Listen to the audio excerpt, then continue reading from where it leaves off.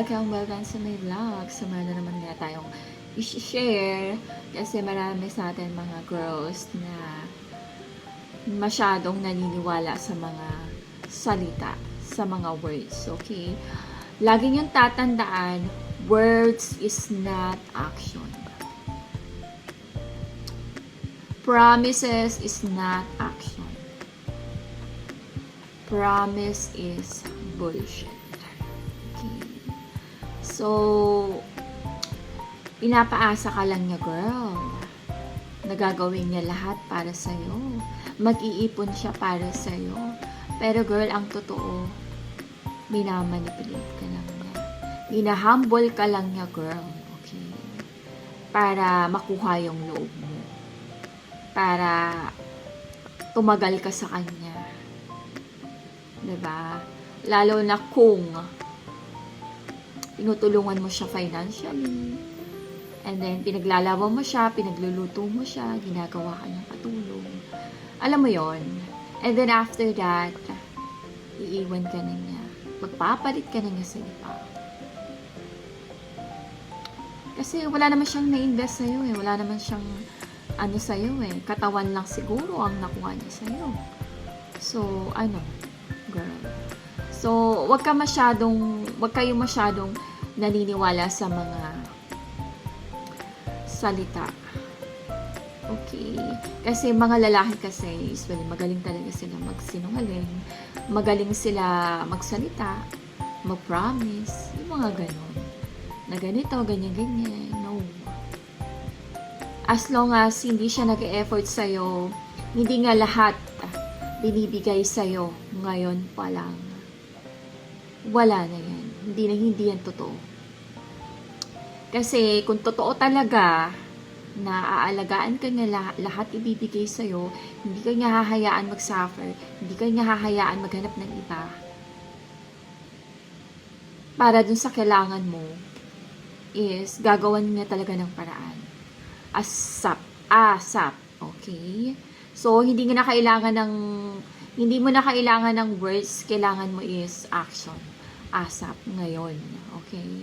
So, kung hindi niya kayang ibigay, so alam mo na yun, girl. Hindi ka niya talaga gusto. Or wala talaga siyang maibibigay sa'yo. Okay? So, yun lang yung lagi niyong tatandaan, girls. Number 1 is word is not action. Kasi marami mga sa atin mga naniniwala na ganito, ganyan. Yan. Patience lang. No. It's a lie. Kasi nungalingan lang yan, girl. Kala mo totoo, diba? Magaling magpaikot, diba? Magaling magsalita, diba? So, girl, hanggat hindi siya nagbibigay sa'yo, hindi ka niya tinutulungan in life, hindi ka niya pinapahati, puro lang salita, laging compliment, laging sinasabi sa'yo, ang ganda mo, ganyan. Lahat, ganyan, mag-ipon ako para sa'yo. No. May pangarap ako sa atin. No. It's a lie. Lahat yun hindi totoo. Bakit, dapat focus kayo ngayon eh, diba? Bakit mo aantayin pa next time? Bakit next time pa? Hindi pwede ngayon. So, wala ka ngayon. Ganon. So, hindi mo kayang ibigay ngayon. Kasi alam nyo, girls, tomorrow, pwedeng bukas, ayaw niya na sa'yo. Bukas, meron na siyang iba. Bukas, baka bakla na siya. Bukas, baka namatay na siya. So, hindi mo sure, girl, okay? So, i-make sure mo na ASAP ngayon. Meron kang nakukuha. Okay. May napapala ka financially. May napapala ka. Okay? Hindi pwedeng wala. Kasi it's a waste of your time. Okay? Kasi marami mga lalaki lang ngayon, mga talk shit. Alam mo yon. Puro salita lang. Wala namang gawa. So, pag ganun, girl, waste of time, alis ka na. Okay? Hanap ka na lang ng iba, girl. Ang dami naman siya. Okay? Wag lang tayong tamad, okay? Wag lang masyadong So, ganun, girl. Sipagan, girl, okay? Kung gusto talaga makahanap ng totoong, alam mo yun, aalagaan ka. Okay?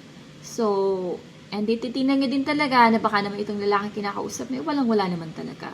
So, wag na. Kita mo naman yung status niya, girl, common sense, ano ba siya, saan ba siya nag-work, ano bang business niya, ilang taon na ba siya, umpisa pa lang, daming rason, alibay, ganito, ganyan, ganyan. So, girl, wag na. Okay. Sayang ganda. Sayang oras, okay. Magtrabaho na lang, yun na lang din. Kaya makipag-usap ka sa wala ka naman mapapala. Waste of time. Time is money, girls. Okay, lagi kong sinasabi yan.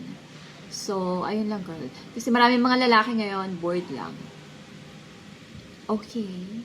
So, ayun lang, girl. Lagi yung titingnan yung status din ng lalaki. Huwag mong sinasino, okay? Make sure na merong pera, mayaman, or, you know, lahat kayang ibigay sa'yo. Okay? So, ayun lang, girl. So, thank you for watching, and marami pa akong share. So, bye! I love my nails. Bye!